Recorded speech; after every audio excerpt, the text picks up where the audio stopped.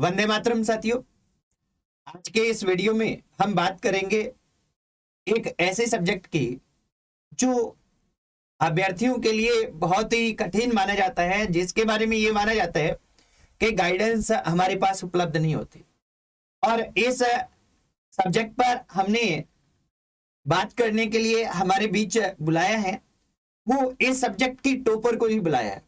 RPSC 2016 में school lecture परीक्षा में पूरे राजस्थान में इंग्लिश सब्जेक्ट में इन्होंने सेकंड रैंक प्राप्त किया। और ये सेकंड रैंक कैसे प्राप्त किया, उस इंग्लिश जो सब्जेक्ट है स्कूल लेक्चर के लिए उसकी जीरो से कैसे तैयारी करें, उसके लिए क्या हमारी रणनीति हो, कौन सी चीजों को फॉलो किया जाए और कौन सी बुक्स हैं उन्हें पढ़ा जाए, इस पूरी जो हमारी वीडियो है इसमें इस पूरी जानकारी हम आपको देने वाले हैं। तो सुरुचि बंसल जो अभी प्रधानाध्यापक पद पर कार्यरत हैं, स्कूल लेक्चर एग्जाम इंग्लिश 2016 में सेकंड रैंक प्राप्त कर चुकी हैं। तो सुरुचि, आपका हमारे इस स्टूडियो में हार्दिक स्वागत है। Thank you sir. सुरुचि, सबसे पहले तो डायरेक्ट ही हम बातचीत प्रारंभ करते हैं कि एक ऐसा अभ्यर्थी जो इंग्लिश का है और उसको क्या कि जीरो से स्टार्ट करना है, तो सबसे पहले यही होता है कि एक सिलेबस उसको पता होना चाहिए। जी। तो सबसे पहले हमें सिलेबस के बारे में बताएं कि स्कूल लेक्चर इंग्लिश में किस तरह सिलेबस रहता है, क्या रहता है। सबसे पहले तो सभी अभ्यर्थियों को ऑल द बेस्ट। आत्मविश्वास ही सफलता की कुंजी है, तो आप अपनी तैयारी की शुरुआत पूरे आत्मविश्वास से, कॉन्फिडेंस से कीजिए। जैसी हम शुरुआत करेंगे वैसा ही हमारा परिणाम होगा।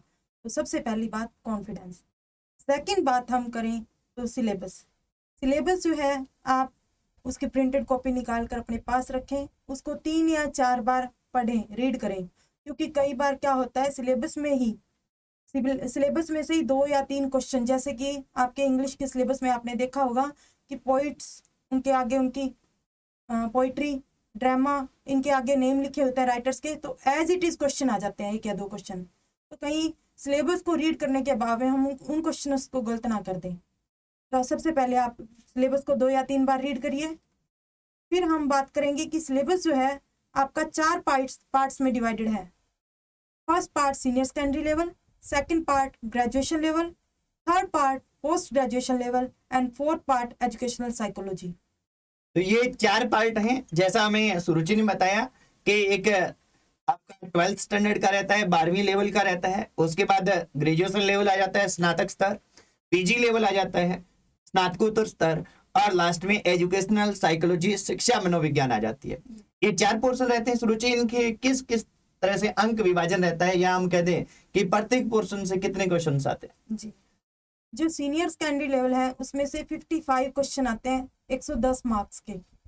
अब ग्रेजुएशन लेवल है उसमें से भी 55 क्वेश्चन आते हैं 110 मार्क्स के। और पोस्ट ग्रेजुएशन लेवल जो है उसमें से 10 क्वेश्चन आते हैं 20 मार्क्स के। और एजुकेशनल साइकोलॉजी में से 30 क्वेश्चन आते हैं 60 मार्क्स के। तो सिलेबस को जब हमने ऐसे देखा कि किस में से कितने क्वेश्चन आ रहे हैं, तो हमें पता चल रहा है कि हमने किस पार्ट को कितनी वेटेज देनी है। ठीक है, देखिए जैसे सुरुचि हमें बता रही है कि 12वीं लेवल में 55 क्वेश्चन आते हैं, ग्रेजुएशन लेवल है 55 आते हैं, पीजी लेवल में 10 आते हैं क्वेश्चंस, और एजुकेशनल साइकोलॉजी में 30 आते हैं। टोटल 150 क्वेश्चन होते हैं और 300 मार्क्स के ये रहते हैं। इस तरह से हमारा ये सेकंड पेपर रहता है। एक साथियों में बीच में आपको ये बता दूं कि सुरुचि बंसल है, ये हमारी संस्थान की विद्यार्थी रही हैं, और ये आप सभी अभ्यर्थियों के लिए एक जल्द ही टेस्ट सीरीज लेके आने वाली है। और वो टेस्ट सीरीज स्कूल लेक्चर जो सेकंड ग्रेड है, स्कूल लेक्चर है और सेकंड ग्रेड है, इन दोनों में कॉमन सब्जेक्ट है, कॉमन जो सिलेबस है, उस कॉमन सिलेबस पर कह के हम एक टेस्ट सीरीज शुरू करेंगे। उसके लिए हम जो एक व्हाट्सएप ग्रुप बनाने जा रहे हैं, इसके व्हाट्सएप नंबर आपको स्क्रीन पे शो हो रहे हैं और इसके आपके डिस्क्रिप्शन में भी दिए गए हैं। तो वहां आप व्हाट्सएप नंबर पर मैसेज करके और व्हाट्सएप ग्रुप से जुड़ सकते हैं। इस व्हाट्सएप ग्रुप में लड़कों के लिए अलग व्हाट्सएप ग्रुप बनाया जाएगा और एक लड़कियों के लिए यानी बॉयज और गर्ल्स के 2 व्हाट्सएप ग्रुप बनाए जाएंगे जो इंग्लिश के अभ्यर्थी हैं। इनके लिए जल्द ही हम एक शेड्यूल जारी करेंगे जो पूर्णतः निःशुल्क आपकी रहेगी। टेस्ट सीरीज कैसे रहेगी, कैसे हम लेंगे, कब कब टेस्ट होंगे, इसका पूरा शेड्यूल हमारे उस व्हाट्सएप ग्रुप में रहेगा। तो आप भी इसका फायदा उठाने चाहते हैं, हमारे सुरुचि बंसल हैं, इनके अनुभव का फायदा उठाना चाहते हैं, तो आप इससे जुड़ सकते हैं। अब सुरुचि आगे क्वेश्चन, जैसे आपने बताया कि सिलेबस क्या रहता है, क्वेश्चन पैटर्न क्या रहता है। अब देखिए, एक अभ्यर्थी है जो 0 से तैयारी स्टार्ट करना चाहता है, जो 0 से जिसको हीरो बनना है, जैसे मैं कहूं कि आप ही बनी है, क्योंकि आप पूर्व में साइंस की विद्यार्थी रही हैं और बाद में पीजी करके और इसमें आपने टॉप कर दिया एक तरीके से। तो ये 0 से हीरो बनने वाली इसमें कौन सा गुरु मंत्र है, थोड़ा सा बताएं, यानी इसकी पूरी रणनीति बताएं। जी हाँ जी। सबसे पहले तो जब हम 0 से स्टडी स्टार्ट करते हैं, हम ये मान लें कि हमें पहले कुछ नहीं आता। तो जब हम शुरुआत करते हैं तो अपनी मेहनत के साथ और रेगुलरिटी के साथ हमें शुरुआत करनी है। फिर हमें दूसरी बुक्स पढ़ने की बजाय पहले कोई गाइड, जैसे दक्ष की गाइड, इसके लिए जैसा कि मैंने खुद ने पढ़ा, दक्ष की गाइड ठीक है, उसको आप लेके उसमें से आप थोड़ा उसको आधार नहीं बनाना, बिल्कुल उसको एक बार रीड करना है ताकि आप सिलेबस में से गो थ्रू उसके कि किस पोर्शन के अंदर क्या है, किस चीज़ के अंदर किस तरह की हमें स्टडी करनी है, किस तरह के क्वेश्चंस आते हैं। फिर हम बात करें सीनियर सेकेंडरी लेवल की, तो उसमें ग्रामर पोर्शन है हमारा। तो ग्रामर पोर्शन है वो जब 0 से स्टार्ट करते हैं तो रेनन मार्टिन, इस बुक के नाम से सभी परिचित होंगे इंग्लिश के अभ्यर्थी। तो रेनन मार्टिन हाई इंग्लिश ग्रामर आती है नाम से। तो रेनन मार्टिन की बुक में से हमें अपना बेस तैयार करना है, हर टॉपिक को बड़ी बारीकी से एक्सरसाइज करते हुए उसको करना है। जब हमें लगे कि हम रेनन मार्टिन में से पूरी बुक में से गो थ्रू हो चुके हैं और अच्छे से उसको कवर कर चुके हैं, फिर हम नेक्स्ट बुक की तरफ जाएं। क्योंकि मेरा मानना है कि 15 बुक्स को पढ़ने की बजाय हम एक बुक को जब 15 बार पढ़ते हैं तो हमें निश्चित ही सफलता मिलती है। तो हम यहाँ बुक्स के ढेर नहीं लगाएंगे, जो थोड़ा जिस तरीके से मैंने खुद ने स्टडी की है मैं उसी तरीके से आपको गाइड करना चाहूँगी। तो रेनन मार्टिन की बुक आप पढ़िए, उसकी नेक्स्ट बुक जो है वो टॉमसन एंड मार्टिनेट की है। उसकी आप इंग्लिश की पूरे उसके अंदर टॉपिक बहुत अच्छे से डिस्क्राइब किए हुए हैं, लेकिन रेनन मार्टिन से थोड़ा सा लेवल अप है, इसलिए पहले रेनन मार्टिन को पढ़िए। फिर टॉमसन एंड मार्टिनेट की एक्सरसाइज बुक भी आती है। जैसे जैसे आप टॉपिक करते जाएंगे एक्सरसाइज भी साथ साथ आप उसको करते रहिए। लेकिन इस बुक को सिर्फ एक बार करने से हमें बहुत ही उलझन सी महसूस होगी कि इसमें क्या लिखा है। जब हम इसको 2 या 3 बार रिवाइज करेंगे तब हमारे दिमाग के अंदर ये समझ आ जाएगी, उतर जाएगी कि किस तरीके से इसमें टॉपिक्स को डिस्क्राइब किया हुआ है, किस तरीके से क्वेश्चंस आते हैं। इस बुक को पढ़ने के बाद हमारी समझ काफ़ी अच्छी हो जाती है, उसके बाद सारा काम रह जाता है प्रैक्टिस का। तो आजकल तो वैसे भी यूट्यूब पे बहुत अच्छे अच्छे वीडियोस और अनुभव शेयर किया हुआ है टीचर्स ने, तो आप वहाँ से भी अपने कोई भी प्रैक्टिस उठा सकते हैं। आप कोई प्रैक्टिस बुक्स ले सकते हैं। परीक्षा के नज़दीक बहुत सी मॉडल पेपर प्रैक्टिस बुक्स जारी होती हैं, उनमें आप अपनी प्रैक्टिस कर सकते हैं। लेकिन आप ये बात भी ध्यान रखिएगा कि जो ये बुक्स गाइड्स जारी होती हैं इनमें थोड़ी गलतियां होती हैं, तो वो आप अपनी समझ में रखिए कि कहाँ गलती है। ये नहीं कि गाइड में दिया है तो हमने रट लिया, आप उस गलती को दूर करते हुए उसको प्रैक्टिस करें। ये रहता है सीनियर सेकेंडरी लेवल का। ठीक है। अभी हम सीनियर सेकेंडरी लेवल में एक पोर्शन हो रहा है report writing, letter writing, precis writing. इस पोर्शन को हम 11th-12th की जो टेक्स्ट बुक्स हैं जो अपने माध्यमिक शिक्षा बोर्ड में लग रही हैं, हाँ, उनके लास्ट में ये पोर्शन बहुत अच्छे से डिस्क्राइब किया हुआ है। तो आप स्टार्टिंग में वहां से पढ़ सकते हैं। वहां से पढ़ने के बाद आप अलग बुक्स में से इसकी गाइडेंस ले सकते हैं। वैसे इनमें से बहुत ज़्यादा डीप क्वेश्चन नहीं आता है, तो आपको वहां से पढ़ने के बाद एक्सपीरियंस हो जाएगा कि ये इसके अंदर है क्या, बिल्कुल किस तरीके से क्वेश्चंस बनते हैं। उसके बाद आप प्रैक्टिस कर सकते हैं। अब हम बात करें ग्रेजुएशन लेवल की। ग्रेजुएशन लेवल जो है बड़ा ही इंपॉर्टेंट पार्ट रहता है, क्योंकि 55 मार्क्स क्वेश्चंस आते हैं इसमें। इसमें सारा लिटरेचर पोर्शन है। लिटरेचर पोर्शन है, बहुत ही इंटरेस्टिंग होता है, लेकिन हमें उसमें अपना इंटरेस्ट क्रिएट करना पड़ता है। अगर हम उसको एक बोझ समझ के पढ़ेंगे कि ये हमें याद करना ही है, तब तो हम सिर्फ रट्टा लगाएंगे। अगर हम उसको लिटरेचर को जिएंगे, लिटरेचर आप सभी जानते हैं कि उसको जीना पड़ता है, सही है, बिल्कुल सही है। जिएंगे तो निश्चित ही हमें उसमें सफलता प्राप्त होगी और आप कभी कोई क्वेश्चन गलत नहीं करेंगे, मात नहीं खाएंगे। तो जो इसका लिटरेचर पोर्शन है, जैसा कि इसमें पोइम्स है, मिल्टन की है ऑन हिज ब्लाइंडनेस, वर्ड्सवर्थ की डैफोडिल्स, इस तरीके से सभी हैं, go and catch a falling star. हाँ बिल्कुल, सिलेबस में लिखी होगी जी, निश्चित तौर पे। आपको हाँ जी। नाम पता है सबके। हम्म। तो इन सभी को आपने पहले इनका टेक्स्ट पढ़ना है। ठीक है। टेक्स्ट यानी ओरिजिनल जो पोइम पोइट ने लिखी है वो। टेक्स्ट को जब हम 3 या 4 बार रीड करते हैं तब हमें समझ आती है कि इसके अंदर है क्या, क्योंकि हम भी जानते हैं कि जो लिटरेरी वर्ड्स होते हैं उनका लिखने का तरीका होता है वो इजी नहीं होता है। सही है। उसको 3 या 4 बार रीड करें, फिर उसको उसकी समरी पढ़ें, जैसे कि दक्ष गाइड हम बता ही रहे हैं, तो आप कहीं से भी उसकी समरी पढ़िए, फिर उसको दोबारा से डिटेल स्टडी करनी है हमें। ठीक है। और एक बात और कहना चाहूंगी कि जब हम लिटरेचर पोर्शन स्टार्ट करते हैं तो हमें उससे पहले इसी सिलेबस में आपके टॉपिक है literary forms and figure of speech, उस टॉपिक को कवर करना है। उस टॉपिक को इसलिए कवर करना है क्योंकि जो लिटरेरी पोर्शन होगा उसमें से हमारे क्वेश्चन सीधे सीधे आते हैं कि इस जो 2 वर्ड्स या फ्रेज दे दी कि इसमें कौन सी लिटरेरी फॉर्म या लिटरेरी स्पीच यूज की गई है, फिगर ऑफ स्पीच यूज की गई है।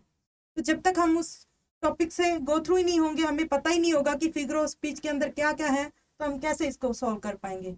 तो जैसे जैसे आप टेक्स्ट पढ़ेंगे उसमें से आप अंडरलाइन करके लिखते जाएं अपनी समझ के अकॉर्डिंग भी, और आपको गाइडेंस भी जैसे कि बुक्स में से मिल जाएगी कि इसके अंदर कौन कौन सी फिगर ऑफ स्पीच है।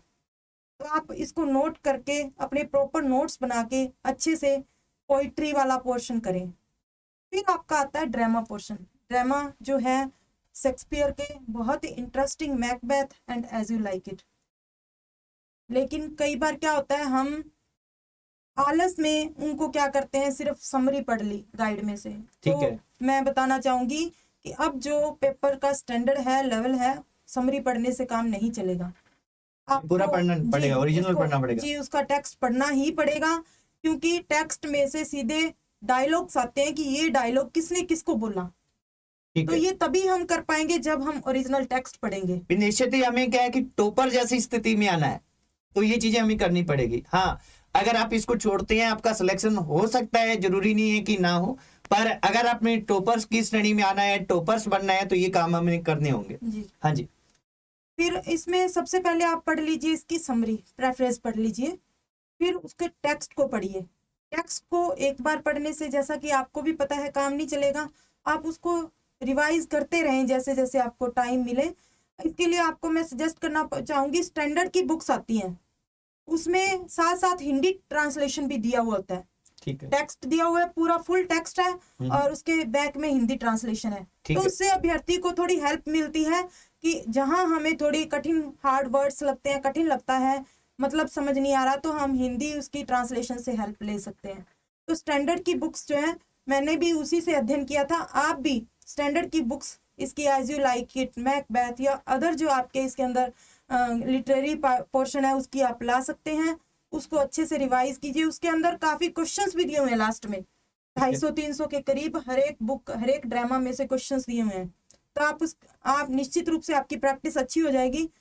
और जैसे जैसे इसमें बैकन का है, जैसे ऑफ स्टडीज है, लैम्ब का है in praise of chimney sweeper, आप इन सभी का टेक्स्ट पढ़िए। टेक्स्ट के बिना अच्छे मार्क्स, अच्छी रैंक हासिल नहीं होगी। टेक्स्ट पढ़ना जरूरी है। तो उसके बाद हम बात करें तो post graduation level. Post graduation level में आपकी इच्छा पे डिपेंड करता है कि आप उस टेक्स्ट को इतना डीप पढ़ना चाहते हो या नहीं, क्योंकि 10 क्वेश्चंस आने हैं। 10 क्वेश्चंस के लिए हम काफी बड़े, आपको पता है टेक्स्ट भी इसके कोई छोटे छोटे नहीं होते, पूरी बुक्स होंगी। तो अगर आपके पास आप टाइम है, आपकी परीक्षा में अभी समय है, तो आप निश्चित रूप से टेक्स्ट ही पढ़िए। वरना आप इसकी गाइड में या कहीं भी आपको जो आपने बुक खरीद रखी है उसके अंदर आपको समरी और कुछ एक इम्पोर्टेंट टॉपिक्स की डिटेल मिल जाएगी, वहां से आप पढ़ सकते हैं। इस तरीके से आप पोस्ट ग्रेजुएशन का भी कर सकते हैं। लेकिन जो टीएस एलियट की वेस्ट ऑफ लैंड है, उसको आप निश्चित रूप से अच्छे तरीके से पढ़ें। उसमें से हमेशा डीप क्वेश्चन ही पूछा जाता है। ठीक है। मैं आपको बता देना चाहूंगी कि जो ये आरपीएस एग्जाम हुआ था 2016, जिसमें मैंने क्लियर किया था, मेरा मतलब कॉन्फिडेंस इतना था कि मेरा लिटरेरी पोर्शन में से एक भी क्वेश्चन इधर उधर नहीं हुआ। हाँ, पीएससी ने कोई डिलीट कर दिया हो तो अलग बात है, ना तो ग्रामर में ना लिटरेरी पोर्शन में। ठीक है। ये किस लिए था? क्योंकि मैंने डिटेल स्टडी, शॉर्टकट को नहीं अपनाना, हमें डिटेल स्टडी करनी है। ठीक है। और फोर्थ पोर्शन और रह गया। फोर्थ पोर्शन जो है एजुकेशनल साइकोलॉजी। बिल्कुल। ये थोड़ा इंग्लिश के अभ्यर्थियों के लिए थोड़ी परेशानी का विषय बन जाता है, क्योंकि एजुकेशनल साइकोलॉजी हमने जितनी भी पढ़ी है वो हिंदी में पढ़ी हुई होती है। हाँ बिल्कुल। और ना ही इंग्लिश की बहुत अच्छी बुक्स हमें अवेलेबल होती मैटर हैं। ज्यादा अच्छा नहीं जी। रहता। हाँ जी। तो इसके लिए निश्चित रूप से आपको पहले हिंदी टर्म्स ही क्लियर करनी पड़ेंगी। जैसे वंदना जादौन की अच्छी बुक है, मैंने खुद ने भी यही पढ़ी थी। आपको कोई और भी अच्छी लग रही है तो आप उसमें से पढ़ सकते हैं। हाँ बिल्कुल सही है। हिंदी टर्म्स क्लियर कीजिए कि साइकोलॉजी में, क्योंकि साइकोलॉजी एक समझने का विषय है, बिल्कुल। उसको रट तो सकते नहीं। और ये बहुत अच्छा बड़ा मतलब वेटेज भी रखता है। जी, हाँ 30 क्वेश्चन आने हाँ, हैं, 30 तो क्वेश्चन। इसको हम इग्नोर भी नहीं कर पाएंगे। सही है बिल्कुल। तो आप साइकोलॉजी में से, वंदना जादौन में से पहले हिंदी टर्म्स क्लियर कीजिए। जब आपको चाहे आप एक एक टॉपिक को लेकर चलें, शायद 5 यूनिट्स आती हैं इसमें, तो आप एक एक यूनिट को लेते हुए चलें। पहले वंदना जादौन में से कीजिए, फिर आप लक्की आहूजा की अवेलेबल है मार्केट में book educational psychology and pedagogy पर, आप वो चाहे तो खरीद सकते हैं। उसमें से आप उसको टॉपिक को समझने के बाद उसमें से कीजिए। ठीक है।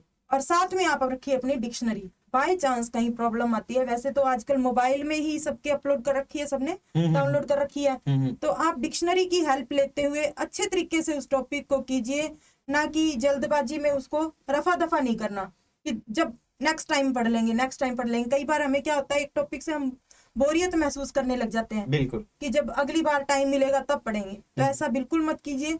जब आप शुरुआत में टॉपिक को कर रहे हैं तो बहुत अच्छे से कीजिए। तो एजुकेशनल साइकोलॉजी के लिए आप लक्की आहूजा की बुक ले सकते हैं।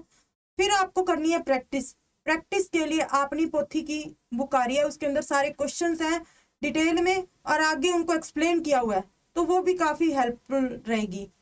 बाकी ये मेरी रणनीति थी, मेरी तैयारी थी। अगर आपको कोई और उचित लग रही है तो आप उसमें से भी हाँ, कोई भी फॉलो कर सकते हैं आप। निश्चित तौर से आप उसमें से भी तैयारी कर सकते हैं। पूरी तरह से ये फॉलो करें ये जरूरी नहीं है, पर मोटे तौर पर एक टॉपर अभ्यर्थी है उसकी रणनीति क्या रहती है वो हम आपके समक्ष प्रस्तुत करना चाह रहे हैं, जो आपको सुरुचि बता रही है।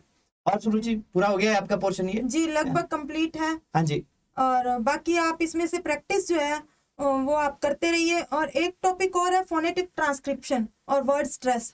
वो टॉपिक आपको भी पता है कि वो प्रैक्टिस के हैं, लर्न करने के हैं, याद करने के हैं। तो आप अपना डेली का रूटीन बना लीजिए कि आपको 10 वर्ड्स ऐसे हैं जो परीक्षाओं में आए हुए हैं। पहले आप पिछली जो परीक्षाओं में आए हुए हैं वहीं से स्टार्टिंग कर सकते हैं। आप 10 वर्ड्स उसमें से चूज कर लीजिए, फिर उनका फोनेटिक ट्रांसक्रिप्शन आप आगे उनके लिख के अपने नोट्स अच्छे से तैयार कीजिए।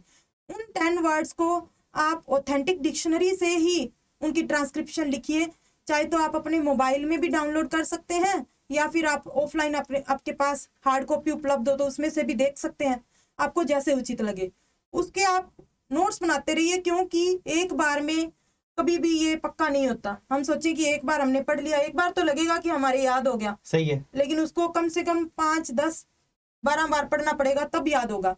तो आप उस नोट्स में उनको उतारते जाइए, 10, 20, 30 जैसे जैसे बेकन का एक कथन है शायद, प्रैक्टिस पर्सन परफेक्ट। हाँ, जी बिल्कुल वही बात है कि बार बार प्रैक्टिस करनी पड़ेगी। जी। हाँ जी। जैसे कि आप ऑफ स्टडीज भी आपके सिलेबस में है बेकन का। हाँ, बेकन ऑफ का स्टडीज को आप ऐसे पढ़ेंगे तो आपकी निश्चित तौर से उसमें जो उसके कथन है ऑफ स्टडीज में, स्टडीज को रिलेटेड जैसे स्टडी कैसे करनी चाहिए, किस तरीके से है, तो वो भी बड़ा इंटरेस्टिंग है। उसको बस एक ही बात कहना चाहूंगी कि लिटरेचर को जी के पढ़िए, ना कि बोरियत से बोझ समझ के हमें नहीं पढ़ना है। और निश्चित तौर से ही आपको इस तरीके से करेंगे तो सफलता जरूर मिलेगी। देखिए, सुरुचि ने प्रत्येक जो हमारा सिलेबस का पोर्शन है इस पे विस्तार से बात की। आप इसको कह के एक बार 2 बार सुन लीजिए, जो ये कह रही हैं आपको अच्छी तरह से क्लियर हो जाएगा कि क्या क्या चीज कर रही हैं। आप इसको नोट डाउन भी कर सकते हैं, और हम कह के एक ऐसा जो ये बुक है इनकी जो सुरुचि से लिस्ट बनवा के हमारे टेलीग्राम चैनल पे भी डाल देंगे, वहां से वो प्राप्त हो जाएगी। साथ में जैसा मैंने बताया कि हम एक टेस्ट सीरीज शुरू कर रहे हैं फ्री में इंग्लिश की, स्कूल लेक्चर के लिए प्लस 2nd ग्रेड इंग्लिश के लिए जो कॉमन टॉपिक है उनकी। तो उससे जुड़ने के लिए गर्ल्स और बॉयज के अलग अलग ग्रुप बनेंगे, तो उसमें आपका नाम लिख के, आपके डिस्ट्रिक्ट का नाम लिख के, जो हमारे डिस्क्रिप्शन पे नंबर चल रहा है, हमारे स्क्रीन पे नंबर चल रहा है, डिस्क्रिप्शन में भी हमारा नंबर है व्हाट्सएप, तो उस पे आप सेंड कर सकते हैं। और इससे आपको क्या है कि उस टेस्ट सीरीज से जुड़ने का मौका मिलेगा और आपको पूर्णतः मार्गदर्शन मिलेगा सुरुचि का, जो हमारे टॉपर्स रही हैं। अक्सर मैं बताता रहता हूं कि हमारे विद्यार्थी लगातार टॉप करते हैं। अब लगातार टॉप करने का कारण क्या रहता है कि इसके पीछे एक अच्छी रणनीति होती है, और रणनीति में क्या हो, कैसे हो, इसकी भी बात हमने की है। साथ में ही कहेंगे सुरुचि, ये जो अपने सेकंड पेपर की बात की, जी फर्स्ट पेपर भी इसमें होता है, इसका रोल कितना मानती है? बिल्कुल सर, बराबर का रोल है। कई अभ्यर्थी इस वहम में रह जाते हैं कि हम सेकंड पेपर के एक्सपर्ट हैं, तो हमें सिर्फ सेकंड पेपर पे ही ज्यादा ध्यान देना है। हम्म। ये नहीं है, फर्स्ट पेपर को हमें बराबर तवज्जो देनी है। ज्यादातर ये इंग्लिश और मैथ्स के या साइंस के अभ्यर्थी थोड़ा इस चक्कर में हो जाते हैं, क्योंकि उनका पोर्शन बिल्कुल अलग हो जाता है सेकंड। बिल्कुल बिल्कुल। तो अपने को फर्स्ट पेपर पर भी उतना ही ध्यान देना है, उसको भी उतनी ही वेटेज के साथ, उतनी ही मेहनत के साथ करना है। प्रैक्टिस हमें दोनों पेपर्स की साथ साथ रखनी है, और अपना एक शेड्यूल निर्धारित कर लीजिए कि हमें किस टॉपिक को या डेली किस पेपर को कितना समय देना है, उसके अकॉर्डिंग अपनी तैयारी कीजिए। और नोट्स हमेशा अपने जरूर बनाएं। जिन टॉपिक्स पे आपको लगता है कि आपको दोबारा रिवीजन करना होगा, उनके नोट्स से ही आप रिवीजन करेंगे तो बेहतर रहेगा। कम टाइम में ज्यादा जी। आप कर पाएंगे। जी देखिए, यहाँ अपने को ये ध्यान रखना है कि चाहे वो इंग्लिश यानी लिटरेचर की बात कर लें, आप संस्कृत का है, हिंदी का है, इंग्लिश का है, जो भी लैंग्वेज का होता है, पंजाबी का, जो भी अपनी बात करें, लिटरेचर का स्टूडेंट है, साइंस स्ट्रीम का स्टूडेंट है, कॉमर्स स्ट्रीम का स्टूडेंट है, इन जो स्टूडेंट हैं इनके हमेशा ही फर्स्ट पार्ट होता है जिसमें वेटेज ज्यादा किसका रहता है, जीके का रहता है, वो कमजोर रहता है।